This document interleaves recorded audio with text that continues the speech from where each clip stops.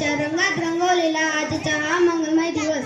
आजचे या मंगलमय पावन दिवसाचे कार्यक्रमाचे माननीय अध्यक्ष, व्यासपीठावरील प्रमुख अतिथीगण, पूज्य गुरुजन वर्ग व उज्ज्वल भारताचे देशदूत, माझ्या विद्यार्थी मित्रांनो, सर्वजण ज्या मंगलमय दिवसाची पाहत होते आतुरतेने वाट, सर्वजण ज्या मंगलमय दिवसाची पाहत होते आतुरतेने वाट, उजळली आहे आज प्रजासत्ताक दिनाची पहाट, उजळली आहे आज प्रजासत्ताक दिनाची पहाट. वंदन करून करतो मी माझ्या भाषणाला सुरुवात. आज 26 जानेवारी प्रजासत्ताक दिन. आज आपण हा दिवस मोठ्या उत्साहात आनंदात साजरा करीत आहोत. मित्रांनो, स्वातंत्र्याचा सूर्योदय जरी 15 ऑगस्ट 1947 रोजी झाला असला तरी त्या स्वातंत्र्याचा आकार देणारा दिवस म्हणजे 26 जानेवारी 1950 होय.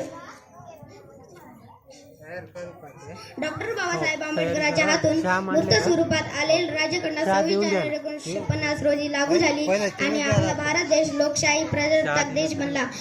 मित्रांनो, आपण आज इथे सर्वजण प्रसन्न मनाने हसत मुखाने बसलेले आहोत. आजचा हा सुवर्णमय दिन पाहण्याचे भाग्य आपणास लाभत आहे. पण या स्वातंत्र्याची कथा फार मोठी आहे. वीरांचे बलिदान, महापुरुषांचे महान कार्य यातून स्वप्न साकार झाले. महापुरुषांनी, क्रांतिकारकांनी या देशासाठी आपले जीवन वेचले. त्या देशासाठी आपण काय करत आहोत? केवळ सोशल मीडियावर प्रजासत्ताक दिनाची शुभेच्छा देणे म्हणजे देशप्रेम नव्हे, तर रक्ताची गरज असणाऱ्या एखाद्या रुग्णाला रक्तदान देणे, त्याला जीवनदान देणे हे देखील देशप्रेमच आहे. प्रदूषणाने ग्रासलेल्या एखाद्या वसुंधरेला एखादे रोप लावून नवसंजीवन देणे हे देखील देशप्रेम आहे. आपल्या घरातील, परिसरातील कचरा इकडे तिकडे न फेकता देशाच्या स्वच्छतेत योगदान देणे हे देखील देशप्रेम आहे. छत्रपती शिवाजी महाराजांच्या काळातील गड किल्ल्यांचे रक्षण करणे, ऐतिहासिक वास्तूचे जतन करणे हे देखील देशप्रेमच आहे. आपल्या मित्रांनो, देशविधातक, समाजविधातक आणि व्यक्ती तरुणांना हाताशी धरून त्यांना वेगवेगळी आमिषे दाखवून व्यसनाधीन बनवून जातीय धार्मिक तेढ निर्माण प्रयत्न करत आहेत.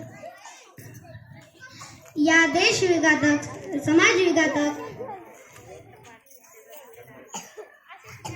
शक्तींवर वेळेच आळा घालणे, त्यांचा बंदोबस्त करणे गरजेचे आहे. राष्ट्राच्या दृष्टीने गरजेचे आहे. गुरु, आई, वडील आणि राष्ट्राची सेवा करणे म्हणजेच ईश्वर सेवा होय. एवढे बोलून मी माझे 2 शब्द समाप्त करते. जय हिंद, जय भारत.